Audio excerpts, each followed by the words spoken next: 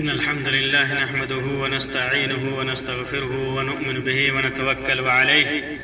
ونعوذ بالله من شرور أنفسنا وسيئات أعمالنا.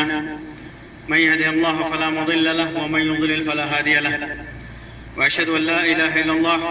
وحده لا شريك له وأشهد أن محمدا عبده ورسوله. أما بعد، محترم سامعین و ناظرین،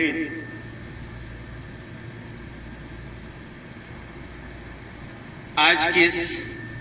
مجلس میں آپ کے سامنے محبت رسول صلی اللہ علیہ وسلم کی اہمیت اور اس کے تقاضے سے متعلق چند باتیں رکھوں گا۔ محبت رسول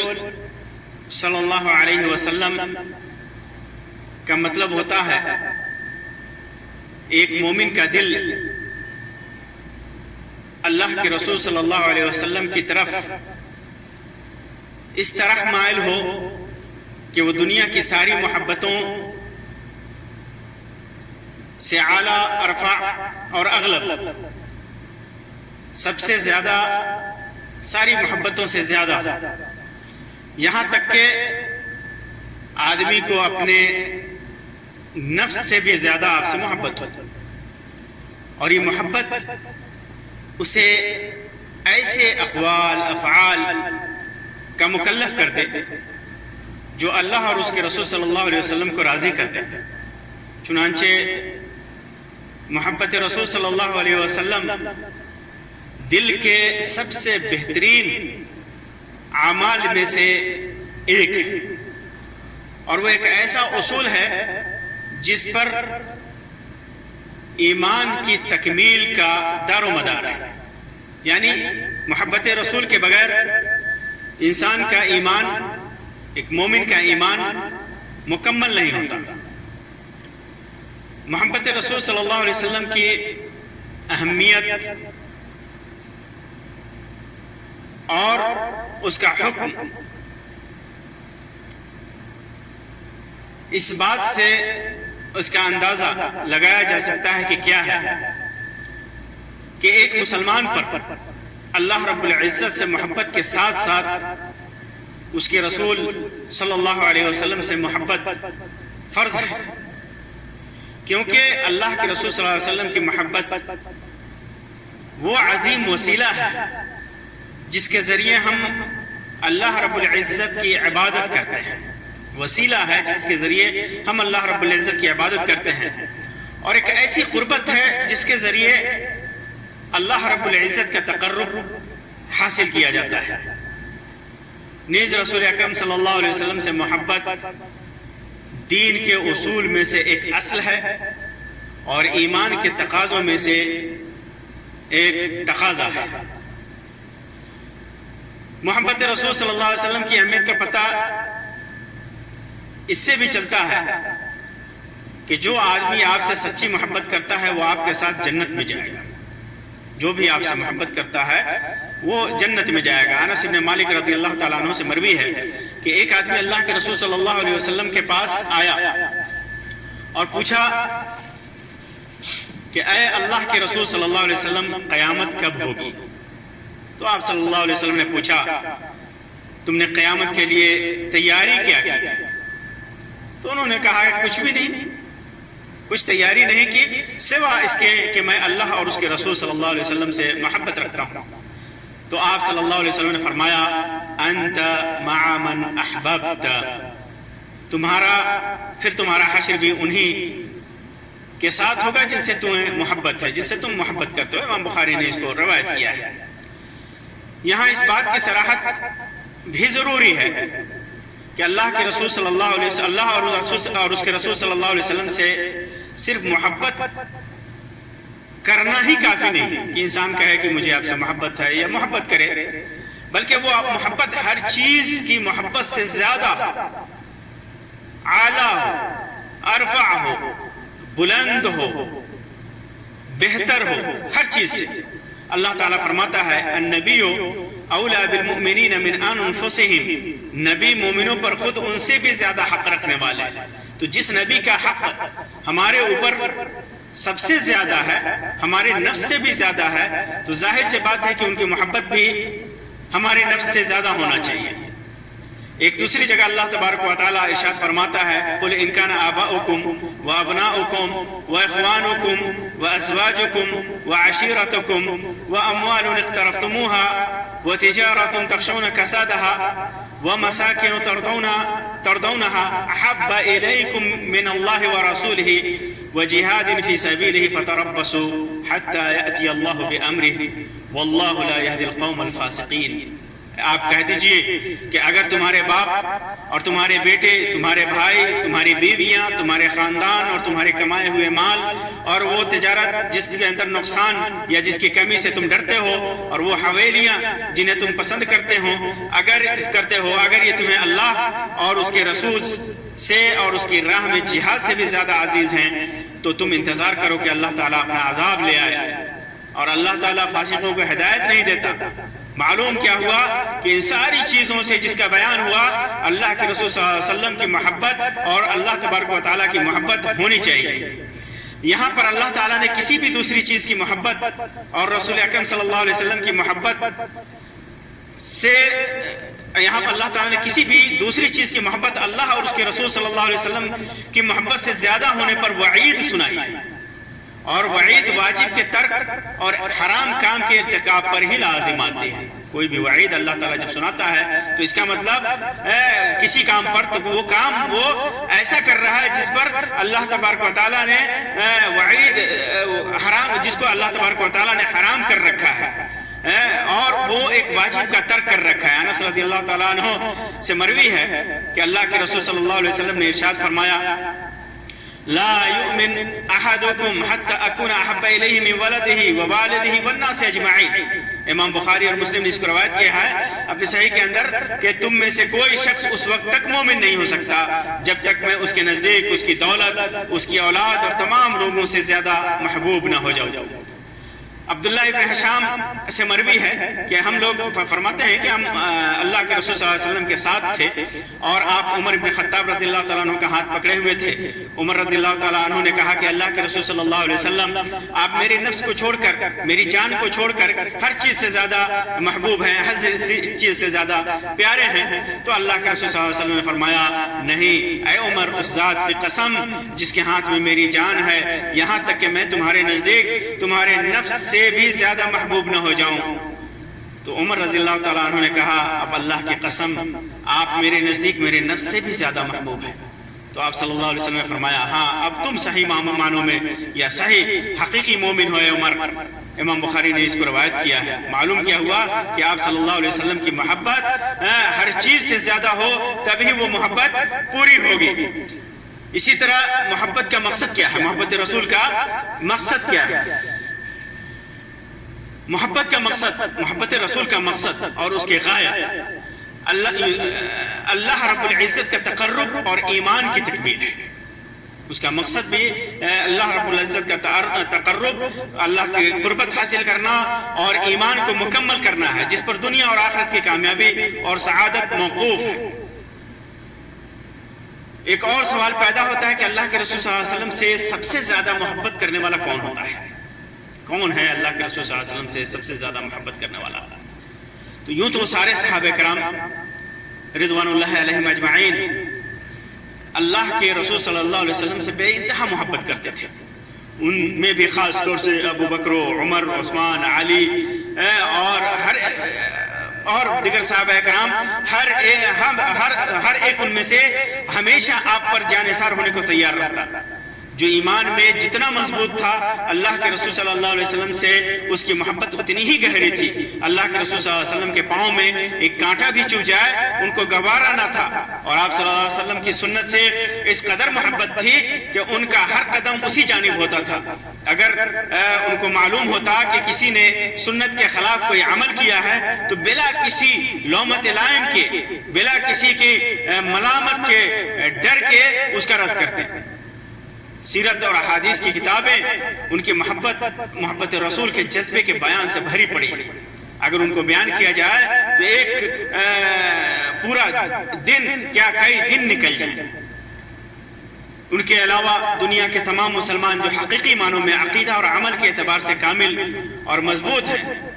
جن کا عقیدہ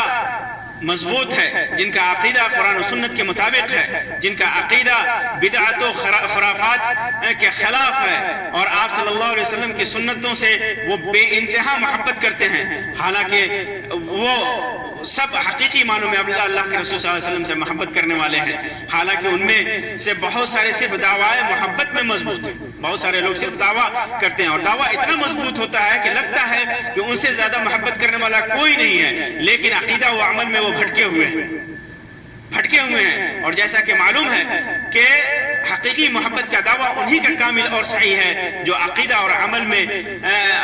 آپ کا صحیح متبع ہو، آپ کا صحیح مطیع ہو، آپ صلی اللہ علیہ وسلم کا صحیح فرما بردار ہو۔ انہی لوگوں کے سلسلے میں اللہ کے رسول صلی اللہ علیہ وسلم نے ارشاد فرمایا، جیسا کہ ابو ہریرہ رضی اللہ تعالیٰ عنہ کی روایت میں ہے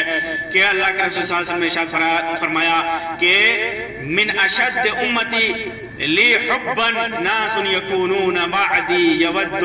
احدهم لو رعانی باہلہ ومالہ، میری امت میں بہت چاہنے والے میرے وہ لوگ ہوں گے جو میرے بعد پیدا ہوں گے، ان میں سے ہر ایک یہ خواہش رکھے گا کہ کاش اپنے گھر والوں اور مال سب کو صدقہ کر کے، سب کو چھوڑ کر کے وہ مجھ کو دیکھ لے۔ امام مسلم نے اس کو صحیح کے اندر روایت کیا ہے۔ معلوم کیا ہوا کہ اللہ تبارک رسول صلی اللہ علیہ وسلم کی محبت سب سے زیادہ وہ لوگ کرتے ہیں جو ہر اعتبار سے، عقیدہ اور عمل کے اعتبار سے اللہ کے رسول صلی اللہ علیہ وسلم سے محبت کرتے ہیں، اور یہ تمنا کرتے ہیں کہ سب کچھ خرچ کرنا پڑے پھر بھی میں کاش اللہ کے رسول صلی اللہ علیہ وسلم کو دیکھ لیتا۔ اسی طرح محبت رسول صلی اللہ علیہ وسلم کی ایک علامت ہے۔ وہ علامت کیا ہے؟ کیسے پہچان میں آئے گا کہ یہ آدمی صحیح معنوں میں اللہ کے رسول صلی اللہ علیہ وسلم سے محبت کرتا ہے؟ یوں دعوے تو بہت سارے لوگ کرتے ہیں، لیکن کیا ان کی محبت کا دعویٰ صحیح ہے؟ ہم کیسے پہچانیں گے کہ وہ اپنے دعویٰ میں صحیح ہیں؟ قرآن و سنت میں حب رسول صلی اللہ علیہ وسلم کے دعوے کی سچائی کے لیے کہ کس کا دعویٰ سچا ہے، اور جو بیان کیا گیا ہے اور جو صحابہ کرام رضی اللہ تعالی عنہم نے بیان کیا ہے، وہ سب سے بنیادی علامت ان میں جو ہے وہ ہے کہ آپ صلی اللہ علیہ وسلم کے ہر فیصلے پر سر تسلیم خم کرنا، آپ صلی اللہ علیہ وسلم کی سنت کی اتباع کرنا، ان کی اقتداء کرنا، آپ صلی اللہ علیہ وسلم کے قولی فعلی سنتوں کی اتباع، خواہ وہ سنت واجبی ہو یا ندبی ہو، استحبابی ہو، وہ اس کی اتباع کرنا۔ اسی طرح آپ صلی اللہ علیہ وسلم نے جن چیزوں سے روک دیا ہو اس سے بچنا، چاہے وہ حرام کے قبیل سے ہو یا کراہت کے قبیل سے، نیز خوشحالی و تنگی، ہر حال میں آپ صلی اللہ علیہ وسلم میں آپ صلی اللہ علیہ وسلم کے مکارم حسنہ کو آئیڈیل مان کر ان پر عمل کرنا، آپ صلی اللہ علیہ وسلم کی زندگی کو آئیڈیل مان کر کے آپ صلی اللہ علیہ وسلم کی سنتوں پر عمل کرنا۔ اللہ تبارک و تعالیٰ فرماتا ہے لَقَدْ كَانَ لَكُمْ فِي رَسُولِ اللَّهِ أُسْوَةٌ حَسَنَةٌ لِمَنْ كَانَ يَرْجُو اللَّهَ وَالْيَوْمَ الْآخِرَ وَذَكَرَ اللَّهَ كَثِيرًا۔ یقیناً تمہارے لیے اللہ کے رسول صلی اللہ علیہ وسلم میں عمدہ نمونہ موجود ہے، ہر اس شخص کے لیے جو اللہ تعالیٰ کی قیامت کے دن کی امید رکھتا ہے اور اللہ تعالیٰ کا خوب ذکر کرتا ہے۔ اور اللہ تعالیٰ آپ کی اتباع کا حکم دیتے ہوئے فرماتا ہے قُلْ إِن كُنتُمْ تُحِبُّونَ اللَّهَ فَاتَّبِعُونِي يُحْبِبْكُمُ اللَّهُ، کہہ دیجئے کہ اگر تم اللہ سے محبت رکھتے ہو تو میری تابعداری کرو، خود اللہ تم سے محبت کرے گا۔ محبت رسول صلی اللہ علیہ وسلم کے دعوے کی سچائی اس وقت ظاہر ہوتی ہے جب کسی کے سامنے اختلافی صورت میں آپ کے فیصلے کو ماننے کی بات آتی ہے، کیونکہ آپ صلی اللہ علیہ وسلم کا فیصلہ آنے کے بعد کسی کی بات، خواہ وہ کتنا بڑا عالم ہو، کتنا بڑا حاکم ہو، کتنا بڑا امام ہو، نہ ماننا، اللہ کے رسول صلی اللہ علیہ وسلم کی بات کو رد کرنا، اس سے کنارہ کشی کرنا، نہ یہ کہ فرمان الہی کے خلاف ہے، بلکہ یہاں سچی محبت کے دعوے کا امتحان بھی ہو جاتا ہے۔ کوئی آدمی کوئی مسئلہ بیان کرے، کوئی آدمی کوئی عمل کرے، آپ اس کے سامنے اللہ کے رسول صلی اللہ علیہ وسلم کی سنت کا بیان کیجئے، صحیح احادیث کا بیان کیجئے۔ یہاں اس کی سچی محبت کا امتحان ہوتا ہے کہ کیا وہ اللہ کے رسول صلی اللہ علیہ وسلم سے سچی محبت کرتا ہے۔ اگر وہ اللہ کے رسول صلی اللہ علیہ وسلم کی بات کو بلا چون چرا مان لیتا ہے تو گویا وہ سچا محب رسول ہے، اور اگر نہیں مانتا تو تعویل کرتا ہے، چون چرا کرتا ہے، قیل و قال کرتا ہے اور ادھر ادھر سے مسئلے تلاش کرتا ہے، اس کا مطلب اس کے اندر سچی محبت نہیں ہے۔ اللہ کے رسول اللہ تبارک و تعالی ارشاد فرماتا ہے وَمَا كَانَ لِمُؤْمِنٍ وَلَا مُؤْمِنَةٍ إِذَا قَضَى اللَّهُ وَرَسُولُهُ أَمْرًا أَن يَكُونَ لَهُمُ الْخِيَرَةُ مِنْ أَمْرِهِمْ وَمَن يَعْصِ اللَّهَ وَرَسُولَهُ فَقَدْ ضَلَّ ضَلَالًا مُبِينًا۔ کسی بھی مومن مرد اور عورت کو اللہ اور اس کے رسول کے فیصلے کے بعد کسی امر کا کوئی اختیار باقی نہیں رکھتا۔ جب اللہ اور رسول نے کوئی فیصلہ کر دیا تو پھر کسی کو کسی بھی معاملے میں کوئی اختیار نہیں رہتا۔ یاد رکھو جو اللہ اور رسول کی نافرمانی کرے گا وہ صریح گمراہی میں پڑے گا۔ معلوم ہوا کہ شریعت کی اتباع اور زندگی کے ہر شعبے میں شریعت کی بالا دستی کو تسلیم کرنا اور ہر معاملے میں اسی کو فیصل ماننا، اسی کو حاکم ماننا ہی محبت کا عنوان اور اس کی سچائی کی دلیل ہے۔ حقیقی محبت وہی ہے۔ محترم بھائیوں، آئیے ہم آپ کے سامنے محبت رسول کے چند تقاضے بیان کرتے ہیں کہ جب آدمی اللہ کے رسول صلی اللہ علیہ وسلم سے محبت کرتا ہے تو اس کے اوپر کون سی چیز واجب ہو جاتی ہے، کون سی چیز اسے کرنا چاہیے اور کن چیزوں سے بچنا چاہیے۔ رسول اکرم صلی اللہ علیہ وسلم سے محبت کرنے کے والوں کے لیے جو تقاضے ہیں جن کو پورا کیے بغیر کسی بھی طرح کی محبت کا دعویٰ جھوٹا ہوتا ہے، یا اگر اس کے اندر سچائی کا دعویٰ ہو تو بھی اس دعویٰ کے اندر نقص ہوتا ہے۔ انہی تقاضوں میں سے جو تقاضا ہے وہ پہلی چیز ہے محبت کو لازم کرنا، پکڑنا۔ جو آدمی اللہ کے رسول صلی اللہ علیہ وسلم سے محبت کرے وہ اس محبت کو لازم پکڑے رہے، چونکہ محبت رسول ایمان کا جز ہے۔ اس لیے جب کوئی آپ صلی اللہ علیہ وسلم سے محبت کا دعوے دار ہو، اس لیے اس پر ہمیشہ جمے رہنا لازم ہے، اور وہ بھی اس طریقے پر کہ آپ صلی اللہ علیہ وسلم کی محبت سے بڑھ کر کوئی دوسری محبت نہ ہو، جیسا کہ میں نے پہلے بیان کیا۔ اسی طرح دوسرا تقاضا آپ صلی اللہ علیہ وسلم کی اطاعت و اتباع اور آپ کی اقتداء، جہاں ایک طرف اللہ کے رسول صلی اللہ علیہ وسلم اور آپ کی سنتوں کی اقتداء آپ کی محبت کی علامت وہ پہچان ہے، وہی یہ آپ سے محبت کا لازمی جز اور تقاضا محبت کا لازمی عنصر ہے۔ اگر کوئی آدمی یہ دعویٰ کرتا ہو کہ وہ رسول اکرم صلی اللہ علیہ وسلم سے محبت کرتا ہے لیکن اتباع میں نافرمان ہو تو دعویٰ محبت ناقص اور غیر مقبول ہے، گرچہ وہ اپنے دعویٰ میں حد درجہ متحمس ہو، دنوں رات چیختا ہو، دنوں رات چلاتا ہو، متشدد ہو کہ مجھے حب رسول میرے دل میں بسا ہوا ہے، رچا ہوا ہے، ہم محبت کرتے ہیں، لیکن اگر اس کے اندر اتباع نہیں ہے، سنت اللہ کے رسول صلی اللہ علیہ وسلم کی اطاعت نہیں ہے، تو اس کا محبت صحیح نہیں ہے، اس کا محبت ناقص ہے، کیونکہ محبت اتباع کی متقاضی ہے، جس کے بغیر محبت بے معنی ہے۔ اللہ تبارک و تعالی ارشاد فرماتا ہے قل ان کنتم تحبون اللہ فاتبعونی یحببکم اللہ، کہہ دیجئے کہ اگر تم اللہ سے محبت رکھتے ہو تو میری تابعداری کرو، خود اللہ تم سے محبت کرے گا۔ محبت رسول کا دعویٰ کرنے کے بعد اطاعت رسول سے روگردانی کرنے والوں کے سلسلے میں امام شافعی کا ایک مشہور شعر ہے تعصی الالہ وانت تظہر حبہ هذا محال فی القیاس بدیع لو کان حبک صادقا لأطعته ان المحب لمن يحب یطیع۔ معبود کی نافرمانی بھی کرتے ہو اور اس سے محبت کا اظہار بھی کرتے ہو، یہ محال انوکھی سوچ ہے۔ اگر تمہاری محبت سچی ہوتی تو اس کی اطاعت کرتا، کیونکہ محبت کرنے والا محبوب کی اطاعت کرتا ہے۔ اسی طرح ایک شاعر کہتا ہے من يدعي حب النبي ولم يفد من هديه فصفاحة وهراء الحب اول شرطه وفروضه ان كان صدقا طاعة ووفاء۔ جو نبی صلی اللہ علیہ وسلم سے محبت کا دعویٰ کر کے آپ کے طریقے سے مستفید نہیں ہوا تو یہ نادانی اور بکواس ہے، کیونکہ محبت کی پہلی شرط اور پہلا لازمہ اگر سچ ہے تو اطاعت اور وفاداری ہے۔ اسی طرح محبت کے تقاضوں میں سے ایک تقاضا آپ صلی اللہ علیہ وسلم کی کے حکم کی مخالفت اور سنت سے اعراض سے بچنا، آپ صلی اللہ علیہ وسلم کی مخالفت سے بچنا اور آپ صلی اللہ علیہ وسلم کی سنت سے اعراض کرنے سے بچنا۔ جس طرح اللہ کے رسول صلی اللہ علیہ وسلم کی سنت کی اقتداء اور آپ کی اتباع و اطاعت آپ کی محبت کی مقتضیات میں سے ہے، اسی طرح آپ کے حکم و امر کی مخالفت یا آپ کی سنت اور آپ کے طریقے کی مخالفت سے بچنا بھی ضروری ہے، قولی طور پہ، عملی طور پہ، کیونکہ آپ کی مخالفت اور سنت سے اعراض فتنے کا سبب اور عذاب و عقاب کی وجہ ہے۔ اللہ تبارک و تعالیٰ فرماتا ہے فَلْيَحْذَرِ الَّذِينَ يُخَالِفُونَ عَنْ أَمْرِهِ أَن تُصِيبَهُمْ فِتْنَةٌ أَوْ يُصِيبَهُمْ عَذَابٌ أَلِيمٌ۔ سنو، جو لوگ حکم رسول کی مخالفت کرتے ہیں انہیں ڈرتے رہنا چاہیے کہ کہیں ان پر کوئی زبردست آفت نہ آ پڑے یا انہیں دردناک عذاب نہ پہنچے۔ معلوم ہوا کہ اللہ کے رسول صلی اللہ علیہ وسلم کی امر کی مخالفت کرنا دردناک عذاب کا سبب ہے، ایک آفت کا سبب ہے۔ انس رضی اللہ تعالی عنہ سے مروی ہے کہ اللہ کے رسول صلی اللہ علیہ وسلم نے ارشاد فرمایا فمن رغب عن سنتی فلیس منی، جس نے میری سنت سے اعراض کیا، بغیر رغبتی کی، وہ مجھ میں سے نہیں ہے۔ متفق علیہ روایت ہے۔ معلوم کیا ہوا کہ اتباع محبت کے مقتضیات میں سے اہم جز ہے اور لازم عنصر ہے۔ اسی طرح محبت کی مقتضیات میں سے سنت و حدیث کی حجیت کے انکار سے بچنا، سنت اور حدیث کی حجیت کو ماننا اور ان کے انکار سے بچنا۔ محبت رسول صلی اللہ علیہ وسلم کے دعوے دار کے لیے حدیثوں کے کسی بھی طرح کے انکار سے بچنا ضروری ہے، کیونکہ شریعت کا مرجع اور مصدر احکام الہی کے ساتھ ساتھ احکام رسول صلی اللہ علیہ وسلم بھی ہیں،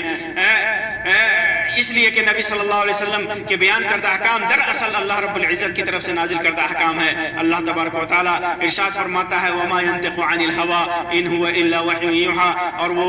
نبی اپنے خواہش سے کوئی بات نہیں کہتے، وہ تو صرف وحی ہے جو اتاری جاتی ہے۔ مقداد ابن معدی کرب سے مروی ہے کہ اللہ کے رسول صلی اللہ علیہ وسلم نے ارشاد فرمایا، جیسا کہ سنن ترمذی، سنن ابن ماجہ اور مسند احمد کی روایت ہے، علامہ البانی نے صحیح الجامع کے اندر اس کی تصحیح کی ہے کہ قریب ہے کہ ایک آدمی ٹیک لگا کر کے اپنے کھاٹ پہ، اپنے تکیہ پہ بیٹھا ہوگا اور حدیثیں میری طرف سے میری حدیثوں کو بیان کرے گا اور اس سے کہا جائے گا کہ ہمارے اور تمہارے درمیان کتاب اللہ ہے، تو جو ہم اس میں یعنی اللہ کے رسول صلی اللہ علیہ وسلم کی جب حدیث بیان کی جائے گی تو کہے گا کہ اللہ کی کتاب ہی کافی ہے، اس کے اندر جو بھی حلال ہے ہم حلال سمجھیں گے اور جو حرام ہے ہم اسے حرام سمجھیں گے۔ اور فرماتے ہیں اللہ کے رسول صلی اللہ علیہ وسلم اس کے بعد کہ وَعَلَىٰ إِنَّمَا حَرَّمَ رَسُولُ اللَّهِ مِثْلَ مَا حَرَّمَ اللَّهُ، جان لو کہ جو کچھ رسول صلی اللہ علیہ وسلم نے حرام قرار دیا ہے ویسی ہی ہے جیسے اللہ تبارک و تعالیٰ نے حرام قرار دیا ہو۔ تو معلوم کیا ہوا کہ کسی بھی حدیث کا انکار یہ اسلام کا اور دین کا انکار ہے، اور اس کے ساتھ ساتھ محبت کا بھی انکار ہے جو رسول اکرم صلی اللہ علیہ وسلم اور آپ کی سنتوں سے ہونی چاہیے۔ اسی طرح محبت کے تقاضوں میں سے ایک تقاضا حدیث میں غیر مناسب تعویل اور اسے اپنی رائے کے موافق کرنے اور بدعتیں ایجاد کرنے سے بچنا ہے۔ حدیثوں میں غیر مناسب تعویل، حدیث کو اپنے موقف اور رائے کے موافق کرنا اور بدعتوں کے ایجاد سے بچنا ضروری ہے، کیونکہ یہ ساری چیزیں محبت رسول کے تقاضوں کے خلاف ہے۔ واضح ہے کہ حسب حال مذکورہ چیزیں کبھی آدمی کو ملت سے خارج کر دیتی ہیں، جو میں نے بیان کیا وہ ساری چیزیں یعنی حدیث رسول میں غیر مناسب تعویل، اسے اپنے رائے کے موافق کرنا اور بدعتیں ایجاد کرنا، وہ عمل جو اللہ کے رسول صلی اللہ علیہ وسلم سے ثابت نہیں وہ عمل کرنا، ان ساری چیزیں حسب حال کبھی آدمی کو ملت سے خارج کر دیتی ہیں اور کبھی بدعت جیسے عظیم گناہ میں مبتلا کر دیتی ہیں۔ اللہ کے رسول صلی اللہ علیہ وسلم کے مختلف روایتیں ہیں جو سہل بن سعد، ابو ہریرہ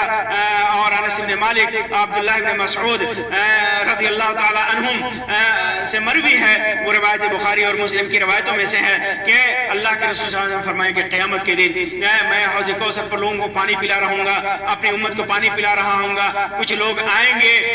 اور انہیں میں پہچان لوں گا کہ میری امت کے لوگ ہیں، وضو کے نشان سے، وضو کے آثار سے میں ان کو پلانے کے لیے بڑھوں گا کہ میرے اور ان کے درمیان فرشتے حائل ہو جائیں گے، مجھ سے دور کر دیا جائے گا، میں کہوں گا کہ وہ صحابی یہ میرے امت کے لوگ ہیں، امتی میرے امت کے لوگ ہیں، آنے دو، کیوں انہیں روک رہے ہو؟ تو فرشتے کہیں گے کہ تجھے آپ کو معلوم نہیں کہ آپ کے بعد انہوں نے کیا دین میں بدعتیں ایجاد کر رکھی تھی، کیا دین میں ایسا عمل ایجاد کر رکھا تھا جو دین کا حصہ نہیں تھا، آپ کی سنت کا حصہ نہیں تھا، آپ کی شریعت کا حصہ نہیں تھا، تو اللہ کے رسول صلی اللہ علیہ وسلم نے فرمائیں گے سحقاً سحقاً لمن غیر بعدی، جن لوگوں نے میرے بعد اپنے من کی چلائی، میرے بعد جنہوں نے بدعتیں ایجاد کی، میرے بعد جنہوں نے دین میں اپنے رائے کو دخل دیا، تو وہ دور ہو جائے مجھ سے، دور ہو جائے مجھ سے۔ اسی طرح عائشہ رضی اللہ تعالیٰ عنہ کی روایت ہے کہ اللہ کے رسول صلی اللہ علیہ وسلم نے فرمایا کہ جس نے میرے اس دین میں کوئی نئی چیز ایجاد کی جو اس میں سے نہیں تو وہ مردود ہے، اور ایک روایت میں کہ جس نے کوئی ایسا عمل کیا جس پر ہمارا معاملہ نہیں ہے تو مردود ہے، متفق علیہ روایت ہے۔ اسی طرح تقاضا سنت میں سے ایک تقاضا یہ بھی ہے کہ سنت کا دفاع کیا جائے، سنت کے دفاع حب رسول صلی اللہ علیہ وسلم کا اہم تقاضا ہے، کیونکہ خیر القرون کے بعد لوگوں نے سنت کے نام پر مختلف اعمال و عبادات کو رواج دے دیا ہے، کچھ تو دین کے نام پر اور کچھ سازشوں کی بنیاد پر سازشیں کر کے، خاص طور سے حدیثوں کے اندر جو رطب و یابس جو اور من گھڑت چیزیں داخل کر دی گئی ہیں، ان سے ان کو پاک کرنا ایک محب رسول کے لیے ضروری ہے۔ جو چیزیں دین میں داخل کر دی گئی ان کے لیے ان سے ایک محب رسول ان سے حدیثوں کو پاک کرے، یہ محبت کا تقاضا ہے، اور اس کے اوپر واجب ہے، اس کے لیے لازم ہے، اس کے لیے ضروری ہے، کیونکہ اللہ کے رسول صلی اللہ علیہ وسلم کی طرف نسبت کر کے احادیث کے اندر ڈھیروں چیزیں داخل کرنے کی کوششیں کی گئی ہیں، اور کچھ محبت رسول کے دعوے دار انہی جھوٹی روایتوں کو پیش کر کے خود تو گمراہ ہوتے ہی ہیں، عام لوگوں کو بھی گمراہ کرتے ہیں۔ یہی وجہ ہے کہ عہد صحابہ سے لے کر عصر حاضر تک محدثین نے اس جانب خصوصی توجہ دی، اور جو بھی روایتیں گھڑ کر احادیث کے ذخائر میں داخل کرنے کی کوشش کی گئی اسے پہچان کر الگ کر دیا گیا، اور وہ جانتے تھے کہ دین کو بچانے کے لیے اس قسم کی دسیسہ کاریوں کا پردہ فاش کرنا ضروری ہے، اور محبت رسول کا تقاضا ہے کہ آپ کے دین کی حفاظت کے لیے، آپ کی سنت کی حفاظت کے لیے سنت کا دفاع کیا جائے، سنت کے اندر من گھڑت چیزوں سے، سنت کو من گھڑت چیزوں سے، من گھڑت روایتوں سے پاک کیا جائے، اور یہی حب رسول کا تقاضا بھی ہے۔ اسی طرح اللہ کے رسول صلی اللہ علیہ وسلم سے محبت کا تقاضا یہ ہے کہ آپ صلی اللہ علیہ وسلم کا کثرت سے ذکر کیا جائے، خوب ذکر کیا جائے، آپ کی روایتوں کو پیش کیا جائے، آپ کی سنتوں کو پیش کیا جائے، آپ کی حدیثوں کو پیش کیا جائے، آپ صلی اللہ علیہ وسلم کے معاملات کو پیش کیا جائے، حب رسول اور آپ صلی اللہ علیہ وسلم کا خوب ذکر کیا جائے، زیادہ سے زیادہ کیا جائے، کیونکہ جو آدمی کسی سے محبت کرتا ہے تو اس کا خوب ذکر کرتا ہے، اور اس سے ملاقات کے شوق سے سرشار ہوتا ہے، اس کی صحبت کی خواہش رکھتا ہے، جیسا کہ میں نے حدیث ذکر کیا کہ اللہ کے رسول صلی اللہ علیہ وسلم نے فرمایا کہ وہ لوگ جو میرے بعد آئیں گے وہ اشد محبتاً منی ہوں گے، یعنی مجھ سے سب سے زیادہ محبت کرنے والے ہوں گے، جو ساری چیزوں کو خرچ کر کے مجھ سے محبت کرنے کے آرزومند ہوں گے، اور دنیا اور آخرت میں اللہ کے رسول صلی اللہ علیہ وسلم کی رفاقت کے حریص ہوں گے۔ حریص ہوتا ہے وہ آدمی جو اللہ کے رسول صلی اللہ علیہ وسلم کا زیادہ ذکر کرتا ہے، اور اپنے محبوب کا جتنا ذکر کرتا ہے اس کی محبت اس کے دل میں بڑھتی جاتی ہے، اور جب اس کے ذکر سے پہلو تو ہی کرتا ہے، ذکر سے بچتا ہے، بھلا بیٹھتا ہے، ذکر نہیں کرتا ہے، تو اس کے دل میں اس کی محبت کم ہوتی جاتی ہے۔ اسی طرح آپ صلی اللہ علیہ وسلم کے ذکر کے وقت محبت کے تقاضوں میں سے ایک یہ ہے کہ آپ صلی اللہ علیہ وسلم کے ذکر کے وقت آپ کی تعظیم اور توقیر کیا جائے، اور خشوع کا اظہار کیا جائے۔ حب رسول کے تقاضوں میں سے ہے آپ کی تعظیم، آپ کی توقیر دل میں پیدا ہو، خشوع کا اظہار ہو، اور مسلمان آپ کی حیات طیبہ میں اور وفات کے بعد بھی آپ کے فرمان اور سنتوں سے خود کو بالا نہ سمجھے۔ اللہ کے رسول اللہ تبارک و تعالی ارشاد فرماتا ہے یا ایھا الذین آمنوا لا تقدموا بين يدي الله ورسوله واتقوا الله ان الله سميع عليم يا ايها الذين امنوا لا ترفعوا اصواتكم فوق صوت النبي ولا تجهروا له بالقول كجهر بعضكم لبعض ان تحبط اعمالكم وانتم لا تشعرون ان الذين يغضون اصواتهم عند رسول الله اولئك الذين امتحن الله قلوبهم للتقوى لهم مغفرة واجر عظيم۔ اے ایمان والو، اللہ اور اس کے رسول سے آگے مت بڑھو، اللہ سے ڈرتے رہا کرو، یقیناً اللہ سننے والا اور جاننے والا ہے۔ اے ایمان والو، اپنی آواز کو نبی کی آواز سے اوپر نہ کرو، اور نہ ان سے اونچی آواز میں سے بات کرو جیسے آپس میں ایک دوسرے سے بات کرتے ہو، کہیں ایسا نہ ہو کہ تمہارے اعمال اکارت ہو جائیں، وہ برباد ہو جائیں، بیکار ہو جائیں، اور تمہیں خبر بھی نہ ہو۔ بے شک جو لوگ رسول اللہ صلی اللہ علیہ وسلم کے حضور میں اپنی آوازیں پست رکھتے ہیں، یہی وہ لوگ ہیں جن کے دلوں کو اللہ نے پرہیزگاری کے لیے جانچ لیا ہے۔ اللہ کے لیے مغفرت، اللہ ان کے لیے مغفرت اور بڑا ثواب ہے اللہ تبارک و تعالیٰ کی طرف سے۔ اسی طرح اللہ تبارک و تعالیٰ اپنے نبی لوگوں کو اپنے نبی کے لیے عام لوگوں جیسی مخاطبہ سے منع کرتے ہوئے فرماتا ہے لا تجعلوا دعاء الرسول بینکم کدعاء بعضکم بعضا، تم نبی کے بلانے کو ایسا بلاوا نہ کرو جیسا آپس میں ایک دوسرے سے ہوتا ہے۔ اسی طرح اللہ تبارک و تعالیٰ فرماتا ہے انا ارسلناک شاہدا ومبشرا ونذیرا لتؤمنوا باللہ ورسولہ وتعزروہ وتوقروہ وتسبحوہ بکرۃ واصیلا، یقیناً ہم نے تجھے گواہی دینے والا اور خوشخبری سنانے والا اور ڈرانے والا بنا کر کے بھیجا تاکہ تم اللہ اور اس کے رسول پر ایمان لاؤ اور اس کی مدد کرو اور اس کا ادب کرو، احترام کرو اور صبح و شام اللہ کی پاکی بیان کرو۔ اللہ کے رسول صلی اللہ علیہ وسلم کے سامنے صحابہ کرام کس ادب سے بیٹھتے تھے اس کا اندازہ اسامہ ابن شریک سالبی رضی اللہ تعالیٰ عنہ کی روایت میں ہے۔ وہ فرماتے ہیں کہ میں اللہ کے رسول صلی اللہ علیہ وسلم کے پاس آیا اور آپ صلی اللہ علیہ وسلم کے پاس آپ کے اصحاب ایسے بیٹھے تھے کأن علی رؤوسہم الطیر، ایسے جیسے پرندہ سر پہ بیٹھا ہو اور ان کے اڑنے کا خطرہ ہو۔ امام ابو داؤد اور امام احمد نے اور امام نسائی نے سنن کبریٰ کے اندر اس کو روایت کیا ہے، شیخ البانی نے سنن ابی داؤد کے اندر اس کو صحیح قرار دیا ہے۔ امیر المومنین عمر بن خطاب آپ صلی اللہ علیہ وسلم کی زندگی میں بھی، آپ صلی اللہ علیہ وسلم کے وفات کے بعد بھی آپ کے ساتھ توقیر اور احترام کا معاملہ ایک محب رسول کے لیے ضروری ہے۔ امیر المومنین عمر بن خطاب رضی اللہ تعالیٰ عنہ اللہ کے رسول صلی اللہ علیہ وسلم کی تعظیم حیات اور بعد الممات کیسے کرتے تھے اس کا اندازہ اس روایت سے لگایا جا سکتا ہے۔ جیسا کہ صاحب ابن یزید کی روایت کرتے ہیں کہ میں مسجد نبوی میں کھڑا ہوا تھا، کسی نے میری طرف کنکری پھینکی، میں نے جو نظر اٹھائی تو دیکھا کہ عمر بن خطاب رضی اللہ عنہ سامنے ہیں۔ آپ نے فرمایا کہ یہ سامنے جو دو شخص ہیں انہیں میرے پاس بلا کر لاؤ۔ میں بلا لایا، آپ نے پوچھا کہ تم کون ہو یا کہاں سے ہو، تو انہوں نے بتایا کہ ہم طائف کے رہنے والے ہیں۔ آپ نے فرمایا کہ اگر تم مدینہ کے ہوتے تو میں تمہیں سزا دیے بغیر نہ چھوڑتا۔ رسول اللہ صلی اللہ علیہ وسلم کی مسجد میں آواز اونچی کرتے ہو، امام بخاری نے اس کو روایت کیا ہے۔ چنانچہ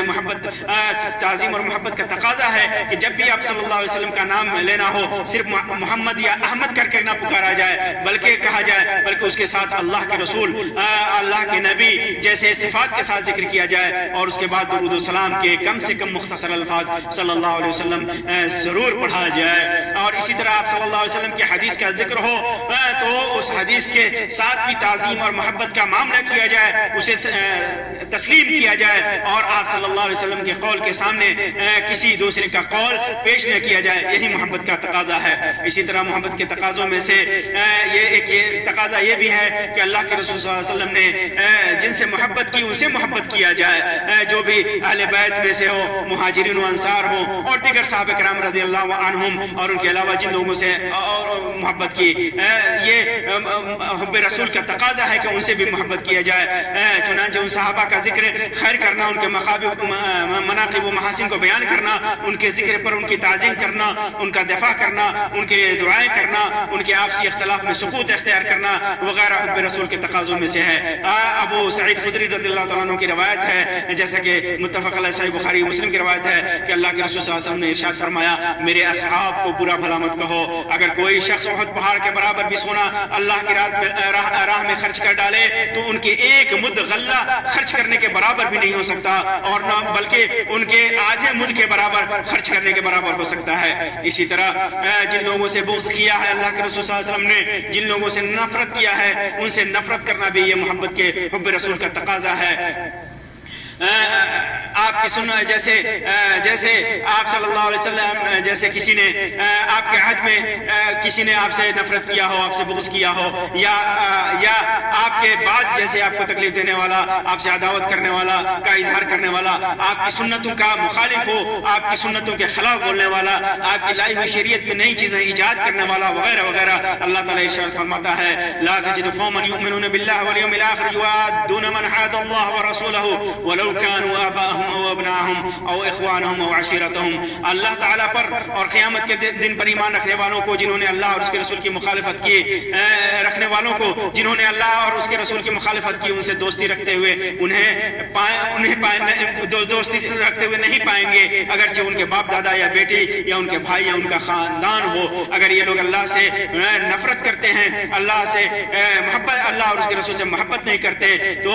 ان سے محبت کرنا چاہے وہ باپ بیٹا بھائی یا کوئی بھی قریبی رشتہ دار ہو، ان سے محبت نہیں کیا جا سکتا، ان سے نفرت کیا جا سکتا ہے، کیونکہ اللہ اور اس کے رسول سے محبت کرتے ہیں، نفرت کرتے ہیں۔ اسی طرح جو محبت کے تقاضاؤں میں سے ایک تقاضا یہ ہے کہ جو بھی آپ صلی اللہ علیہ وسلم خبر دیں اس کی تصدیق کی جائے۔ آپ صلی اللہ علیہ وسلم کی ہر بات کی تصدیق ایمان کی اصل ہے، ایمان کی بنیاد ہے، کیونکہ کوئی بھی فرد اس کے بغیر مومن نہیں ہو سکتا۔ نیز محبت رسول کے تقاضوں میں سے ایک اہم تقاضا ہے۔ اسی طرح محبت کے تقاضوں میں سے ایک تقاضا یہ بھی ہے کہ آپ صلی اللہ علیہ وسلم کے شان میں غلو سے بچا جائے۔ آپ صلی اللہ علیہ وسلم کی شان میں کسی بھی طرح کا غلو، جیسے آپ کو وہ مقام اور مرتبہ دینا جو آپ کو صفات نبوت سے، رسالت اور عبدیت و بشریت، جو آپ صلی اللہ علیہ وسلم کو صفات نبوت و رسالت سے اور عبدیت و بشریت سے بالا کر دے، آدمی کو محبت کے تقاضوں سے دور کرتا ہے۔ یہ ساری چیزیں دور کرتی ہیں۔ آپ کی شان و صفات میں وہی کلمات اور بیانات ہونے چاہیے جن کی اجازت یا ان کا بیان اللہ تبارک و تعالیٰ نے یا خود اللہ رسول اکرم صلی اللہ علیہ وسلم نے کیا ہے۔ عبداللہ ابن عباس رضی اللہ تعالیٰ عنہما کی روایت ہے کہ انہوں نے فرمایا کہ میں نے عمر بن خطاب رضی اللہ تعالیٰ عنہ کو منبر پر خطبہ دیتے ہوئے سنا کہ اللہ کے رسول صلی اللہ علیہ وسلم نے ارشاد فرمایا لا تطرونی کما اطرت النصارى ابن مریم فانما انا عبده فاقبلوا عبد الله ورسوله، مجھے میری مرتبے سے زیادہ نہ بڑھاؤ جیسے عیسیٰ ابن مریم کو علیہ السلام کو نصارہ نے ان کے رتبے سے زیادہ بڑھا دیا۔ میں تو صرف اللہ کا بندہ ہوں، اس لیے یہی کہا کرو کہ میں اللہ کا بندہ اور اس کا رسول ہوں۔ صحیح بخاری کے اندر یہ روایت ہے۔ اسی طرح ربیع بنت معوذ بن افرا کی روایت ہے، وہ فرماتی ہیں کہ جس رات میری شادی ہوئی تھی نبی اکرم صلی اللہ علیہ وسلم اس کی صبح کو میرے یہاں تشریف لائے اور میرے بستر پر بیٹھے جیسے اب تم یہاں میرے پاس بیٹھے ہوئے، راوی سے کہتی ہیں کہ جیسے تم بیٹھے ہوئے ہیں ویسے ہی بیٹھے ہوئے تھے۔ چند بچیاں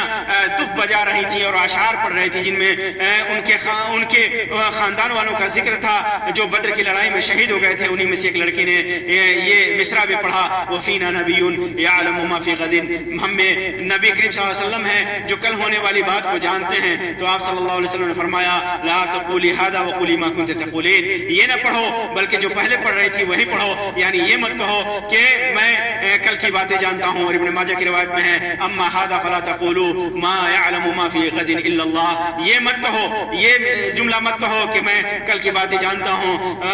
کل کیا ہونے والا ہے یہ مت کہو کہ اسے اللہ کے، کیونکہ اسے اللہ کے علاوہ کوئی نہیں جانتا۔ امام ابن ماجہ کے الفاظ ہیں اس روایت میں۔ اسی طرح عبداللہ ابن عباس رضی اللہ تعالیٰ عنہ کی روایت ہے، سے مروی ہے کہ اللہ کے رسول صلی اللہ علیہ وسلم نے ایک آدمی کو یہ کہتے ہوئے سنا یا رسول اللہ ما شاء اللہ و شئت، اے اللہ کے رسول صلی اللہ علیہ وسلم جو اللہ اور آپ چاہیں، یعنی اللہ کی چاہت میں رسول کی چاہت کو ملا دیا۔ تو اللہ کے رسول صلی اللہ علیہ وسلم فرمایا اجعلتنی للہ عدلا، بعض روایتوں میں ہے ندن، بل ما شاء اللہ وحدہ، کیا تو نے مجھے اللہ کے برابر بنا دیا؟ بلکہ یہ کہو کہ جو صرف اللہ چاہے۔ امام احمد نے اور امام بخاری نے ادب مفرد کے اندر، امام نے سنن کبریٰ کے اندر روایت کیا ہے اور امام البانی نے اس کو صحیح قرار دیا ہے۔ اسی طرح حذیفہ رضی اللہ تعالیٰ عنہ کہتے ہیں کہ نبی اکرم صلی اللہ علیہ وسلم نے فرمایا لا تقولوا ما شاء اللہ وشاء فلان لیکن قولوا ما شاء اللہ ثم شاء فلان، تم یہ نہ کہو کہ جو اللہ چاہے اور فلاں چاہے، اس میں کوئی بھی ہو، نبی ہو رسول ہو کوئی بھی ہو داخل ہے، بلکہ یہ کہو کہ جو اللہ چاہے پھر فلاں چاہے۔ امام ابو داؤد نے اور امام احمد نے روایت کیا ہے اور امام البانی نے صحیح سنن ابی داؤد کے اندر سے صحیح قرار دیا ہے۔ اسی طرح انس بن مالک رضی اللہ تعالیٰ عنہ کی روایت میں ہے کہ کچھ لوگوں نے آپ صلی اللہ علیہ وسلم کو مخاطب کرنے میں غلو اور تکلف سے کام لیا، تو آپ نے فرمایا کہ تمہیں شیطان دھوکے میں نہ ڈالے، لا یستہوینکم الشیطان، تمہیں شیطان دھوکے میں نہ ڈالے، میں محمد اللہ کا بندہ اور اس کا رسول ہوں، ما احب وان ترفعونی فوق منزلتی، میں یہ پسند نہیں کرتا کہ تم مجھے میرے اس مرتبے سے اونچا اٹھاؤ، التی انزلنی اللہ، جس پر اللہ نے مجھے بھیجا ہے۔ امام احمد نے اور امام نسائی کبریٰ کے اندر اس کو روایت کیا ہے، اس کی سند کو امام البانی نے صحیح قرار دیا ہے اور کہا ہے کہ یہ امام مسلم کی شرط پر ہے۔ اسی طرح محبت رسول کا تقاضا یہ ہے، جو سب سے اہم تقاضوں میں سے ایک تقاضا ہے درود و سلام۔ درود و سلام محبت رسول کے اہم مقتضیات میں سے ہے، جس کا حکم دیتے ہوئے اللہ تبارک و تعالیٰ فرماتا ہے ان اللہ وملائکتہ یصلون علی النبی یا ایھا الذین آمنوا صلوا علیہ وسلموا تسلیما، کہ اللہ اور اس کے فرشتے نبی پر رحمت بھیجتے ہیں، ایمان والو تم بھی ان پر درود بھیجو اور خوب سلام بھی بھیجو۔ ابو ہریرہ رضی اللہ تعالیٰ عنہ سے مروی ہے کہ اللہ کے رسول صلی اللہ علیہ وسلم نے فرمایا کہ اپنے گھروں کو قبر مت بناؤ، یعنی نمازیں اس میں پڑھا کرو، قبر کی طرح مت بناؤ کہ تم مردوں کی طرح ہو جاؤ۔ وَلَا تَجْعَلُوا قَبْرِي عِيدًا، اور میری قبر کو عید کی جگہ اور میلہ کی جگہ مت بناؤ، اور وَصَلُّوا عَلَيَّ، اور میرے اوپر سلام بھیجا کرو، درود بھیجا کرو۔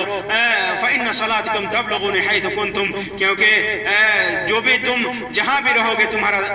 وہ درود مجھے پہنچا دیا جائے گا۔ واضح ہے کہ درود و سلام وہی مقبول اور حب رسول کے عین موافق ہے جو اللہ کے رسول صلی اللہ علیہ وسلم کے بتائے ہوئے طریقے پر ہو، اور جس پر عمل کر کے صحابہ کرام رضی اللہ عنہ نے امت کو بتا دیا اور ہم حب رسول کے تقاضوں کو پورا کیا جو ان کے دل میں سب سے زیادہ تھا، وہ حب رسول کا جذبہ جس کا انجام دینے والا وہ پہنچا دیا۔ اگر درود و سلام کے خود ساختہ الفاظ اور طریقے کوئی اختیار کرتا ہے تو وہ نہ یہ کہ بدعت و گمراہی ہے بلکہ اللہ اور اس کے رسول کی ناراضگی کا سبب بھی ہے، جس کا انجام دینے والا قیامت کے روز دھتکارا جائے گا۔ بلکہ عوام میں رائج درود و سلام کے کچھ طریقے تو ایسے ہیں کہ آدمی کو شرک کا مرتکب بنا دیتا ہے، جس میں آپ صلی اللہ علیہ وسلم سے استغاثہ و فریاد کرنا، آپ کی بشریت سے انکار کر کے نور الہی سے نکلا ہوا عقیدہ رکھتے ہوئے